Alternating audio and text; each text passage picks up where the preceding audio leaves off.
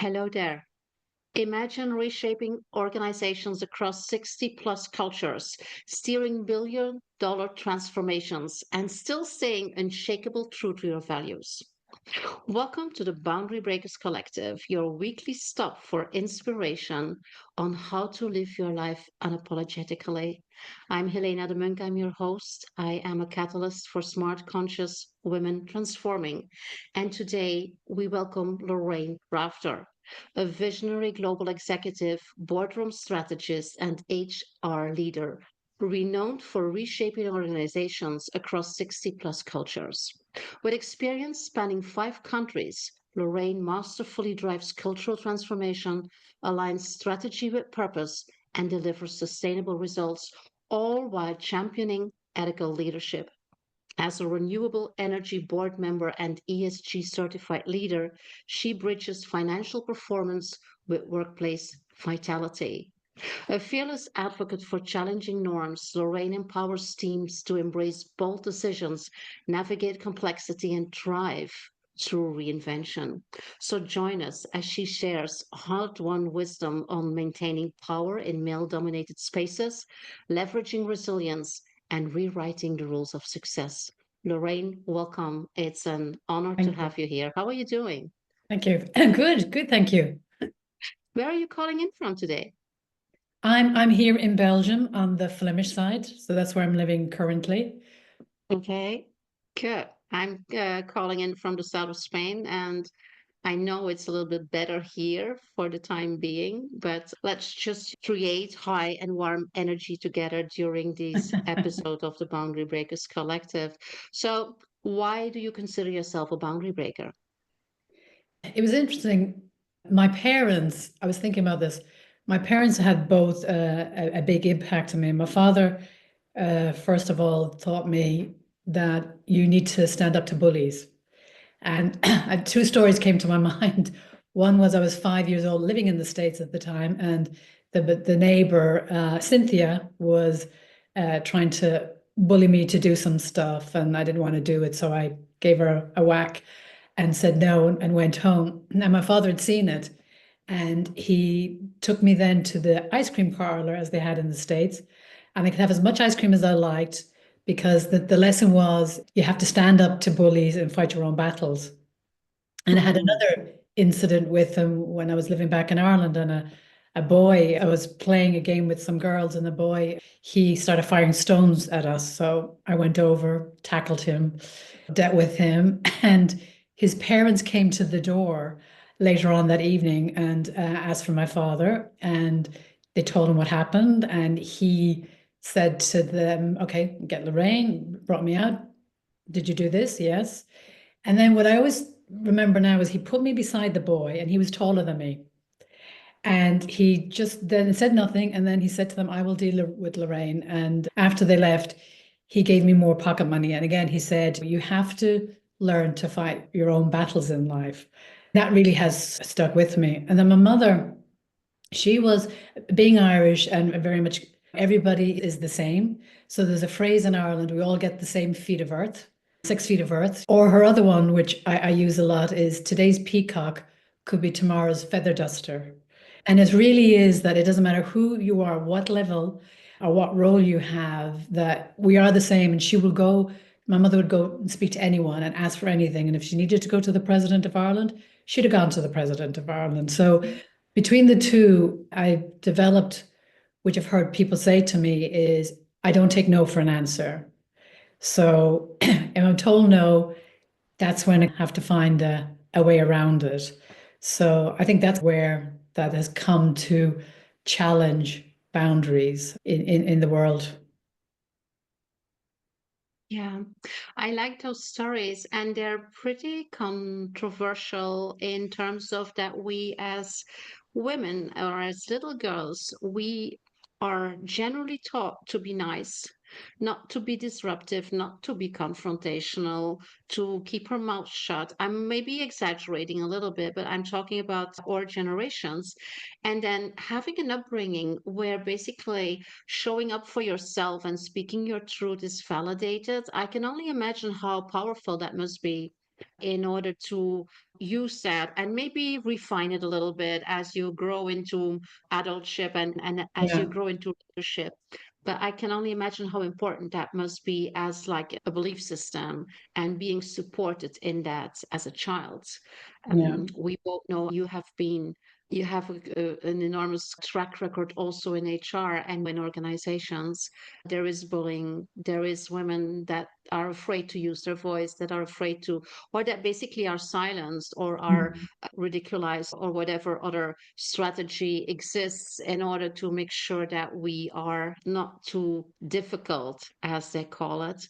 And so when you look at that, what is it that you see in women leadership that needs improvement based on that role of showing up and speaking your truth and not taking no for an answer and setting boundaries, basically?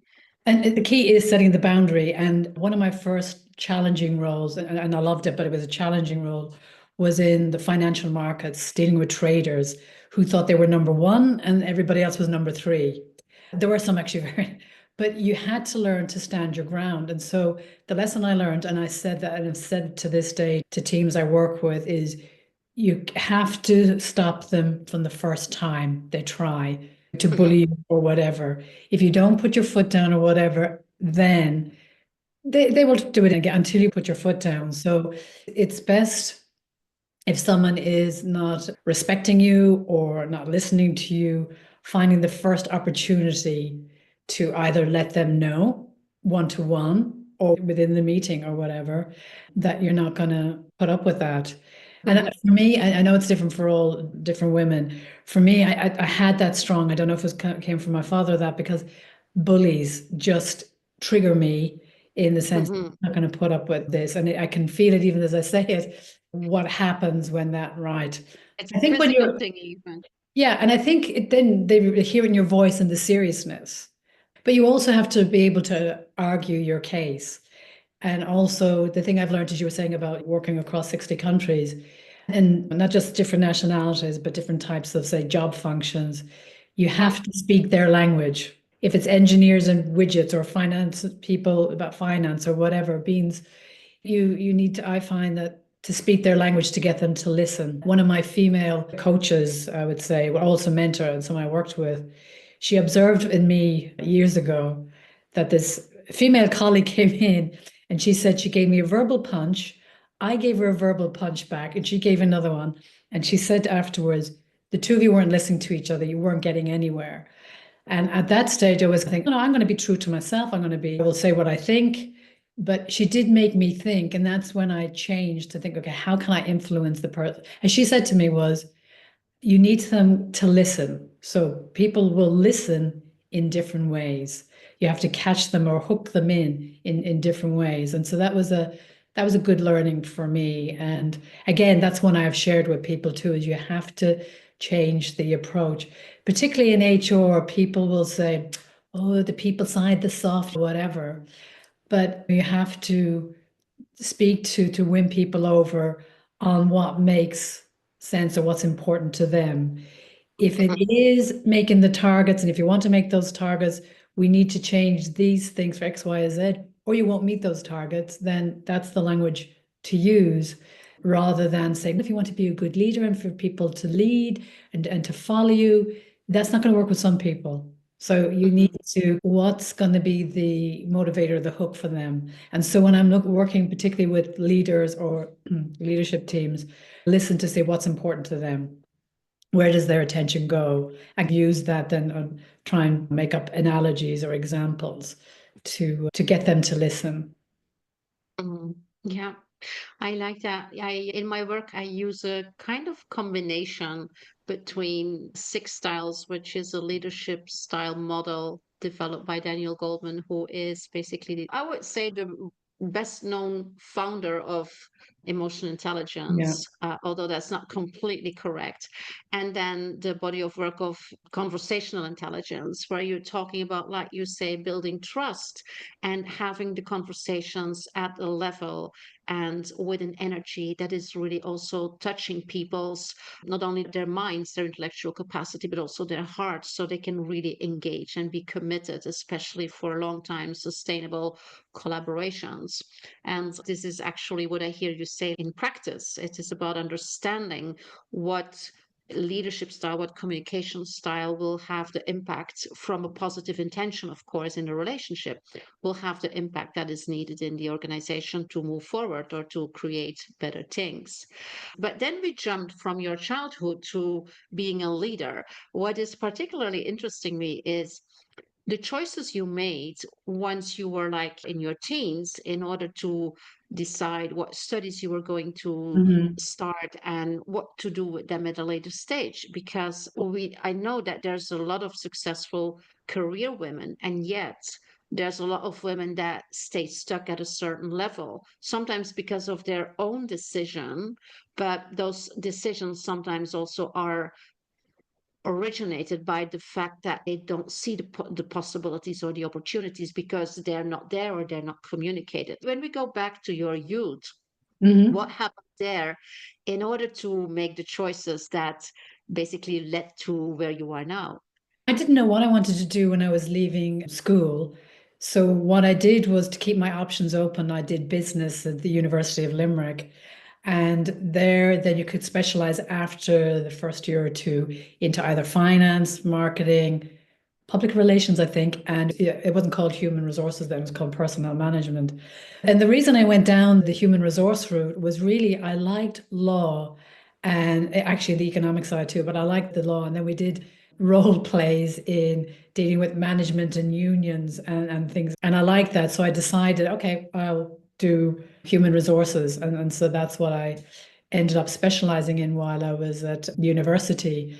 And then in the course I had, you had to do placements while you were studying.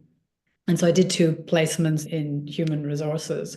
And the thing that kind of, and then when I started working in my first job on that, it was keeping a generalist, not being in a specific area because again, didn't know, want to learn the breadth of HR, which I still pretty much kept in my job and my career, and just continued that being I'm a curious person, so I want to try new things. So I will try in this area of human resources. I will work in this part of the business because I worked for a global American company, so I did have the possibilities and the opportunities there. And then I decided to continue my education, and I did a master's then in human resources and learning and development because I was at that stage going back to this financial role in the financial markets division. It was a startup that was growing rapidly. And so the dynamics of a growth of from a small, everybody knew each other on the same floor, to be getting bigger and then having to put structure and processes in place. And then a lot of people were resistant to that, missing the good old days when they could do things more informally. Now you're putting process and structure, and they had to reporting lines. And so the masters helped me as well to understand that. And while I was doing my master's, I ended up doing my thesis on organization culture, bit of national culture, but it was primarily organization culture. Because at that stage, the organization was going through a big transformation and needed to understand what's the organization today, what's the culture today, and what is it we want to be in the future. And I use a model by Edgar Schein, and you may have heard of him. He's the guru in organization culture. And I use his model because it's very simple. But the key thing is, and I still use it in lots of things I do, is getting to the unwritten rules, how things really work around here. Because the first is, what is it when you see when you go into the place? Is it all closed offices or is it open plan? Is it beautiful artwork or very functional? They can tell you things about an organization. The next level of culture is, what do they say are their values? What's important to them? And that's then the underlying assumptions, but that's the unwritten rules. Okay, so you're saying safety is important, but how does it really work around here? You know, or you're saying the trust, your word is your bond, but how does that really work around here? That's what I do in a lot of my work. Even today, when I'm going into organizations or on the board, is let's get below the surface, how things really operate here. So, yeah, I did my master's. And then a few years later, no, a few years later, it was actually here in Belgium when I went to INSEAD and did consulting and coaching for change. And I did that because I had at that stage, what brought me to Belgium was the company's first largest global acquisition. So it was multi-country. Before that, it was within one country. And then there was that merger. Then there was another one. So I had a few kind of mergers and integrations under my belt. And I thought I have the experience, but maybe get the theory. When I went to INSEAD, there were four psychotherapists that are professors that were running the program. There was a lot of stuff that were I'd come across from a business perspective, but the other key thing was this says know thyself. So they really stripped us bare during the program. And that also helped to understand then working with leadership teams, the dynamics in leadership teams and some of the things that have been driven, you say, going back to your childhood. Why does that CEO or that person behave that way? And what happens when different people get together in the dynamics? So it's stepping back and saying, okay, what's going on here? What's triggering this? And that was the most powerful, useful thing I got from the program. When I'm going in working with leadership teams and on the board, can understand the dynamics and what's going on and just observe it. Or sometimes I have the reputation too of putting the elephant on the table and again finding ways to put the elephant on the table. Mm. Yeah. When I listen to your story, Lorraine, what I hear there is, first of all, curiosity and the aspect, of course, speaking your truth, but also listening and then keeping your options open, your decision on what you are going to study, and then just being that generalist Yeah. gives you the possibility to choose and to understand different things. While a lot of us, we just go for one thing and then we sometimes feel stuck. It's like some women say we're climbing the career ladder and we're at the top of the ladder and we look over the wall and we see that we are on the wrong wall or we climbed Mm. the wrong wall. So keeping those options open is a very important one without being impatient or insecure about what that means. And go below the surface is a very important one also, because we tend to work with and believe what we see and what we hear without basically analyzing what is really going on. We assume a lot, right? And we hear things and we see things and we say this is how this reality is, or this is how this company culture is, and then basically there's a lot of other dynamics going on below the visible in Yeah. like a different reality. When you look at your evolution as a woman and as a woman leader, I believe that these are competencies and leadership skills that are very important. And so, did you develop them by coincidence, or was it really very intentional choice? What is needed in order to become the leader I want to become? No, I don't think it was intentional. It was as I went along. It's a bit like, as you said, curious. Even my whole career, it wasn't I want to do that next and that. It was, oh, I haven't done that before. I would like to do that. So I was always driven by, I haven't done it and I want to learn it rather than going promoted up. So I did turn down a role that was quite a significant role, but it was like, nah, I've done it. Whereas this other role, this which brought me here, I was offered a role to go to Geneva to our trading businesses and or come here to the food and this merger and acquisition. I thought, I've done trading. I haven't been in food. I haven't been involved in mergers and acquisitions. So I'm going to go for this one.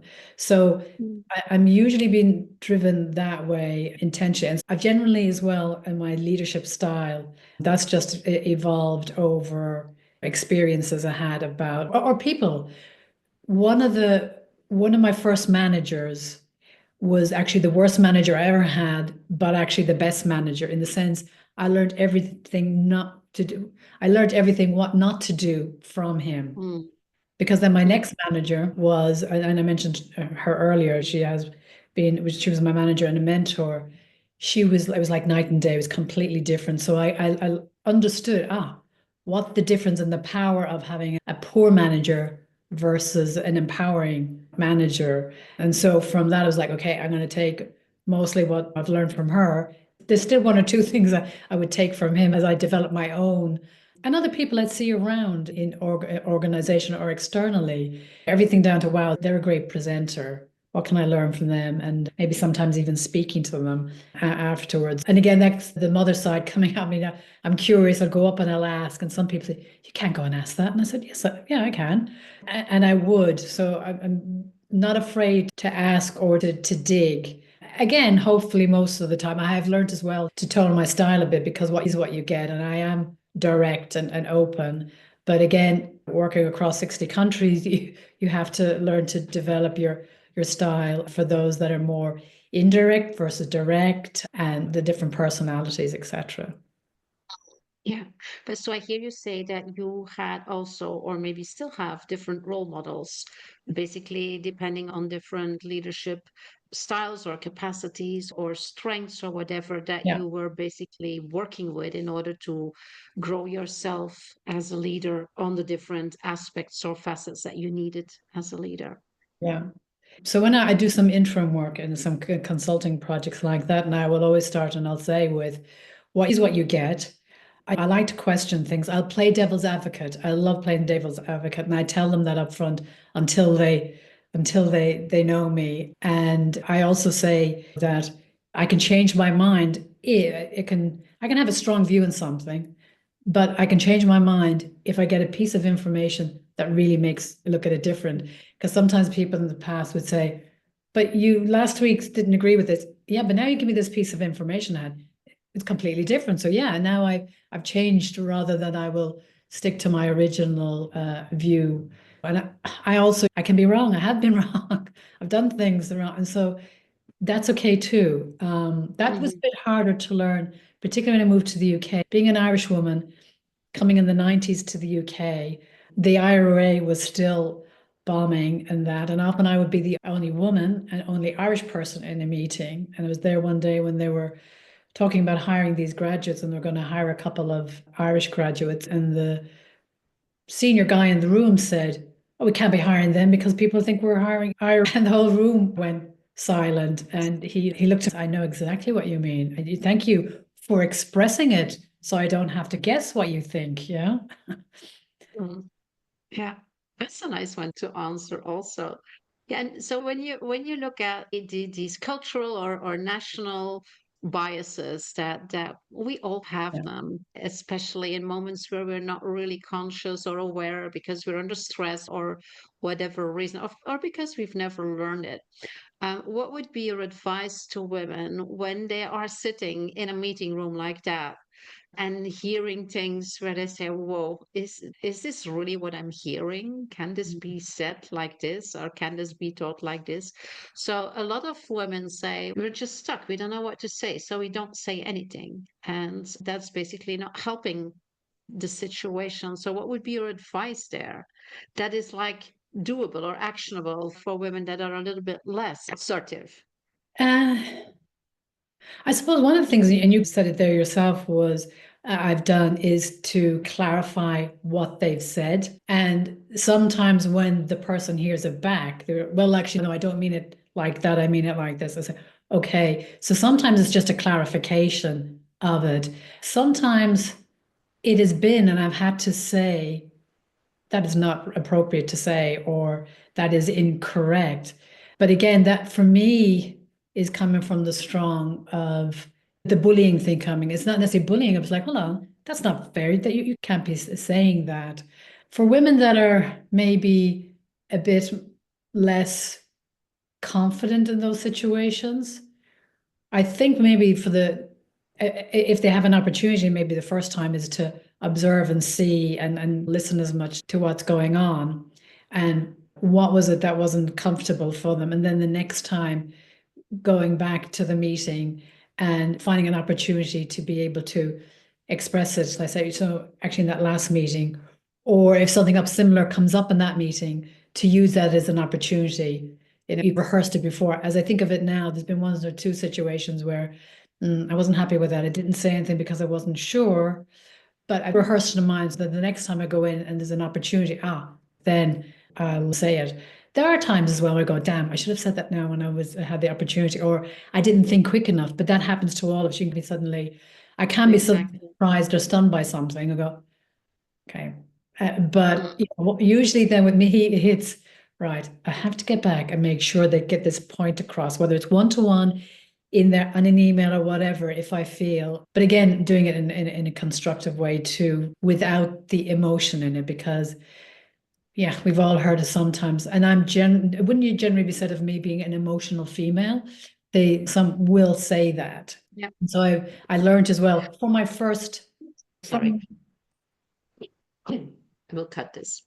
yeah. Yeah. Um, You learned as well. Yeah, from the first manager I had, that was the bad manager. What I did learn from him was he really was keeping emotion out of discussions a bit too much. But what I did learn, actually, there are times when keep the emotion out, learn to control the emotion in it and just talk factually. So I Hmm. did learn that from him. Yeah, I like that. Yeah, having this type of manager, it reminds me of a situation where I was facilitating a panel of women in leadership, and it was like a sighting next to a big congress, or basically it was, how do you call that, where producers were there with their boots, and then they had relationships with clients or potential clients. And this woman was there in that session, and she went back to her boss, who was there also preparing for the interactions with clients. And she said, there was this most amazing session that I had on women in leadership. And he looked at her and he said, I don't have time for this BS, but he spoke it completely. And she was in shock. So she sent me an email and she said, this is happening. What to do now?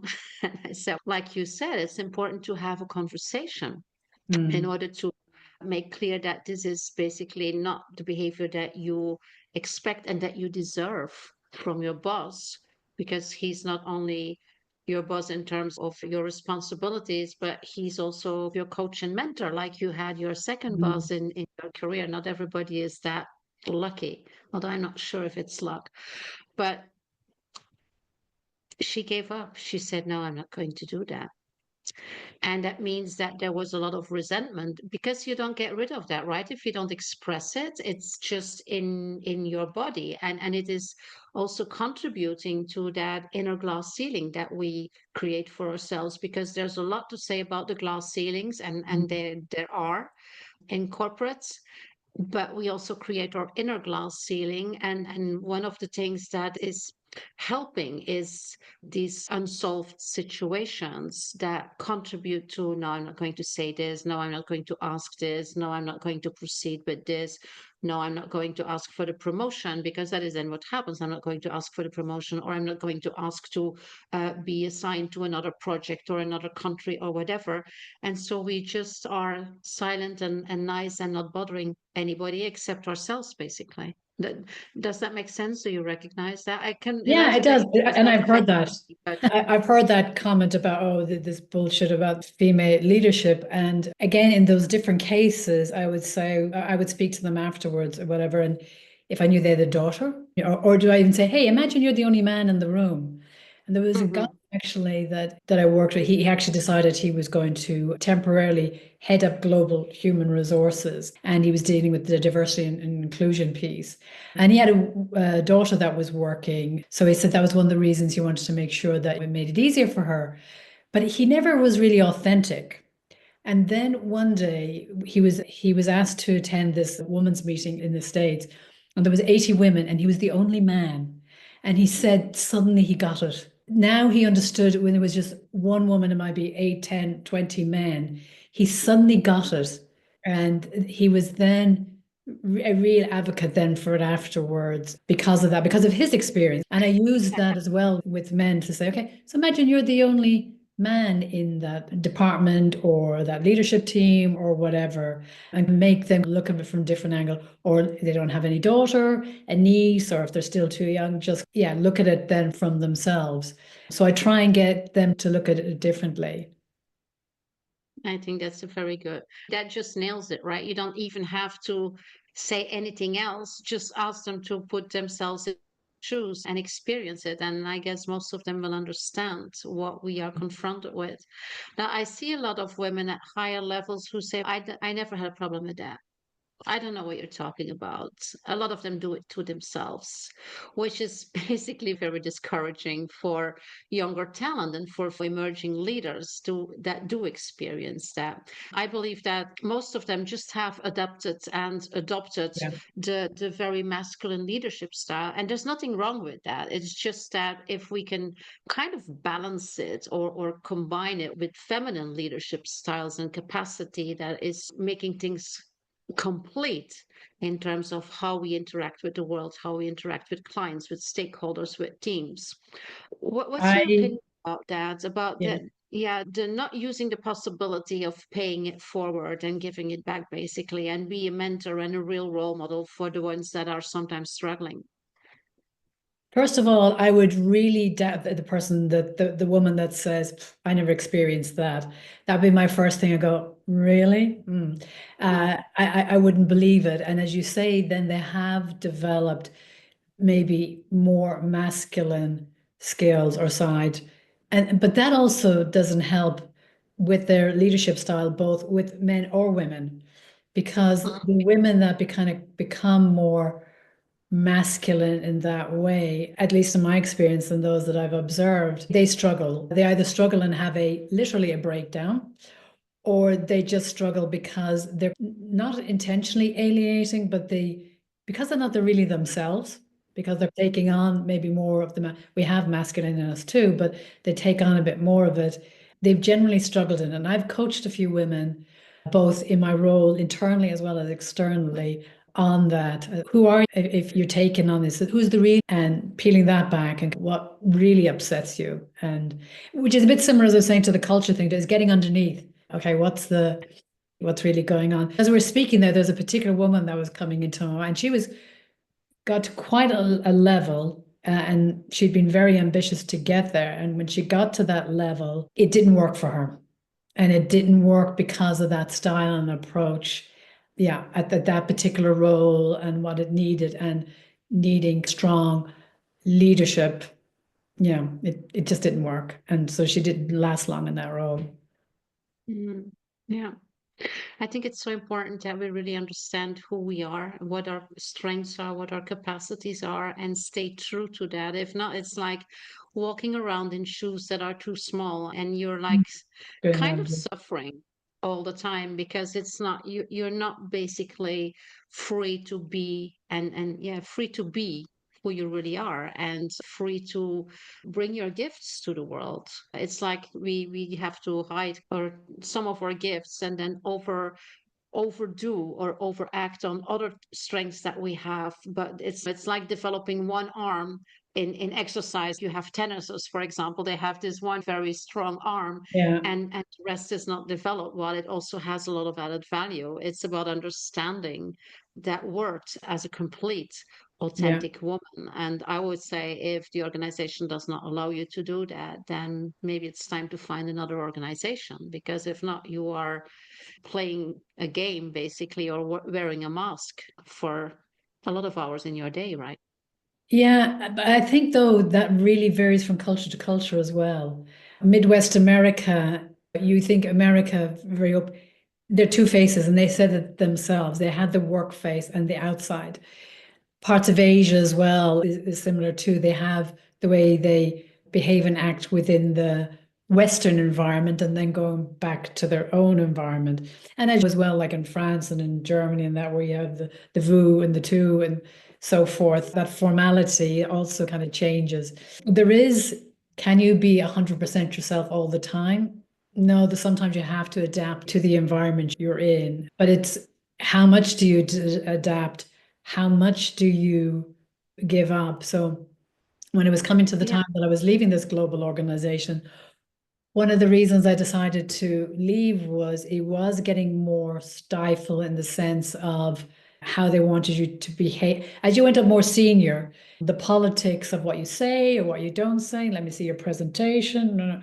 That kind of stifling was like, okay, it's time for me now to move on. And that was my Mhm. trigger. Yeah. And you just did. You didn't stay, because that's also what we see, that even if you feel it's time to move on, that people stay like in this golden cage, that where they are validated and where they have built that credibility and also authority. It's very hard to let that go. And so it's Yes. sleeping that web. Yeah. Yes, and I had been thinking for about 2 years plus. I wasn't really happy. I wasn't as motivated or as engaged as I had been for, say, the last 20. I was in the company 24 years. So, say about the last 22 years, I really enjoyed it and it thrived. And it was like, okay, and all those things you said, I was thinking about. And there was an opportunity when they were, reorganizing. And I said, okay, you can eliminate this role. And they went, but you're crazy. You do, but it was when they said then we may not be able to find you another opportunity in the company. It was like suddenly someone had given me here's the key, take it, and it was like okay, I'm going. Like 30 seconds was like I made my mind up. And they said you need to go and think about it. I said I'll go home and speak to my husband, but actually I've made up my mind. So 2 years, and then boom, it was that moment was right for me. Mm. Yeah, that's very powerful and also very courageous. Absolutely. Yeah. So, what would be your best piece of advice to give to women leaders that feel that they are stuck in being the woman that they want to be? And I understand that there are differences, and especially at the higher levels, that sometimes there's the politics and you need to understand how you show up, and there might be variations and different styles, but still that are true to yourself and to your soul. What would be your best piece of advice in order to find that? I think what they should do, and I learned this after I left here, because actually when I went to INSEAD, I learned some things because that's when I did the master's. But what I would say to people now, when I have coached some people, is okay, what would you like to do? Just explore those possibilities. What if you did do that? What about if you went and did that instead, or went back to university, or just explore? Could you do something small there just to test it and see? And also then saying, what happens in the morning if they say your job is eliminated? What would you do? What would you actually do then in Yeah, that that's a very situation? interesting question, right? Yeah. Um, or what's the worst case scenario? When I was going back to the financial markets, at one stage we had to reduce globally 40% of the population of the employees.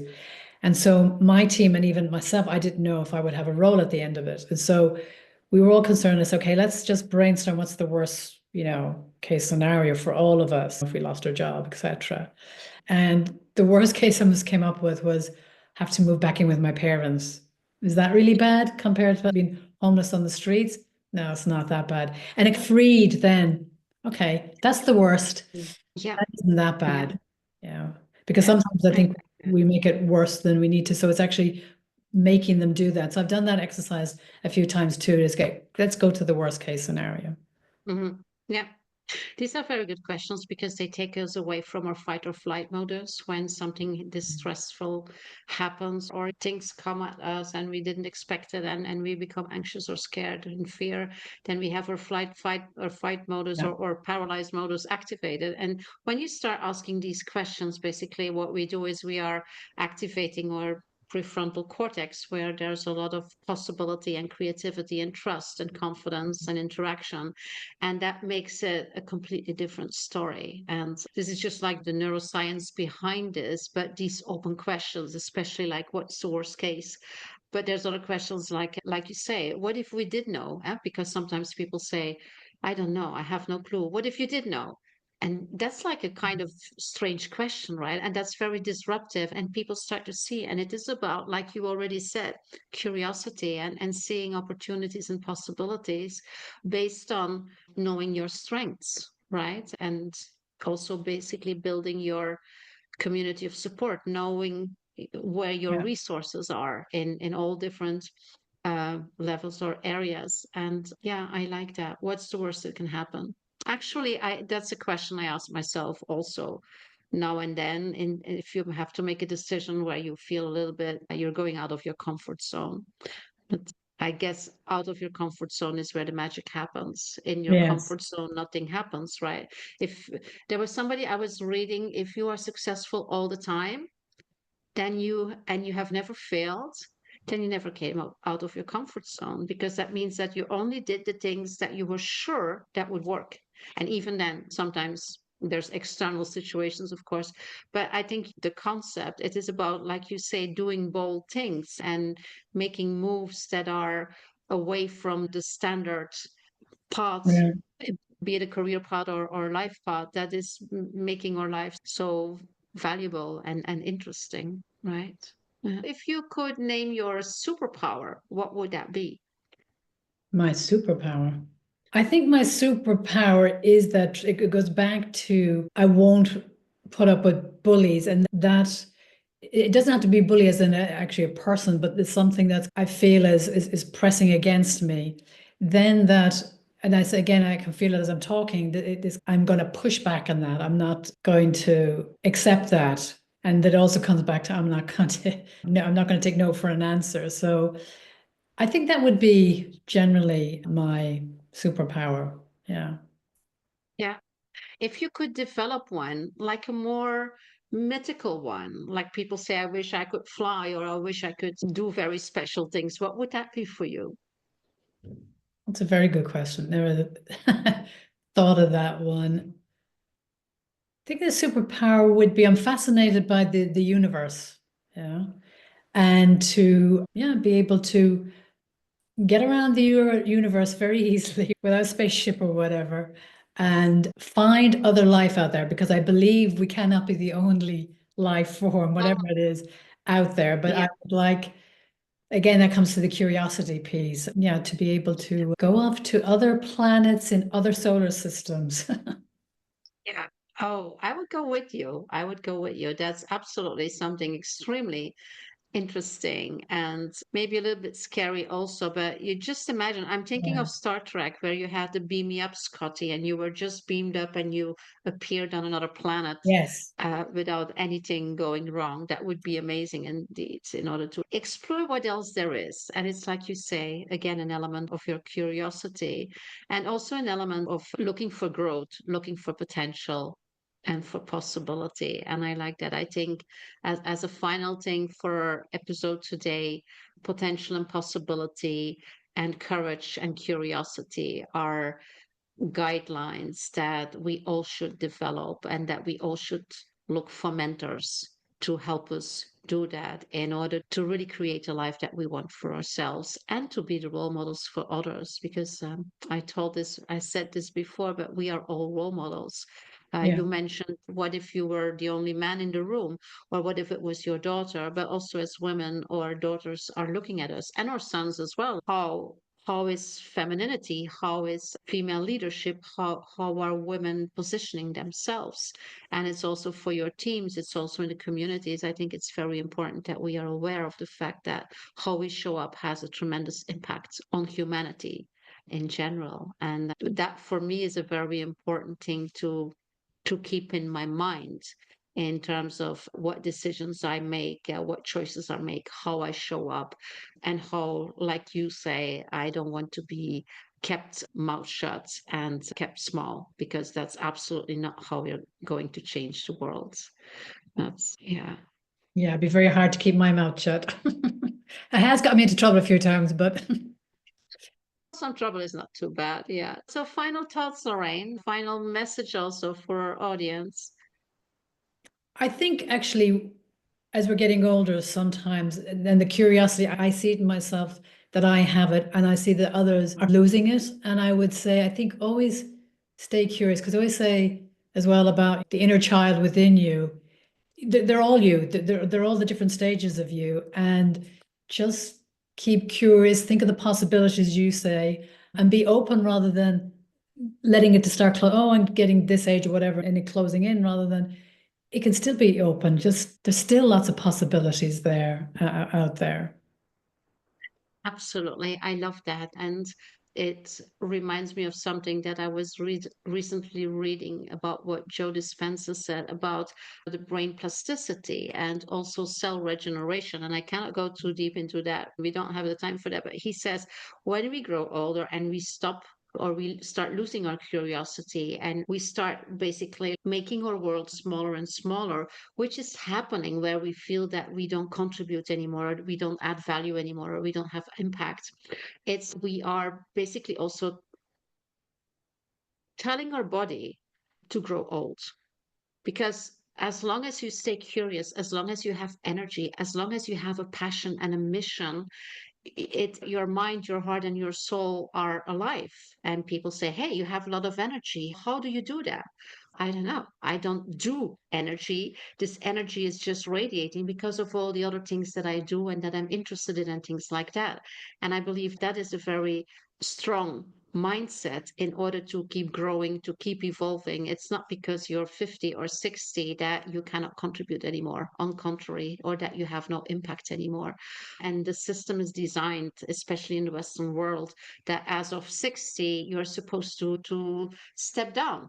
Yeah. And as of 65, maybe you're supposed not to contribute anymore, except in the family area as grandparent or whatever. And I don't believe that. I believe that we can contribute at so many levels at any age, as long as we keep that openness and that curiosity. And Yeah. When you mentioned Joe Dispenza, one of the things I like about his work, but I'd learned it a few years before, is your beliefs. Watch out for your beliefs, because exactly. it's your beliefs that are holding you back. If you believe you Yep. can, and I say this to my son as well, if you believe you can, if you believe you can't, you're right. Yeah. Sorry. You're always And right. really, Yes. that's if you ask me, actually, that would be what make if you were to put it on my gravestone. That's what I would put on if you, because I really strongly believe, excuse the pun, I believe that. Yeah, absolutely. It's all about the beliefs. Absolutely. Lorraine, thank you so much. There's a lot Yeah. of golden nuggets in this conversation. And I'm sure that we can really have you as a role model and an example in professional life, also in personal life, in boundary breaking. And thank you for sharing that with us.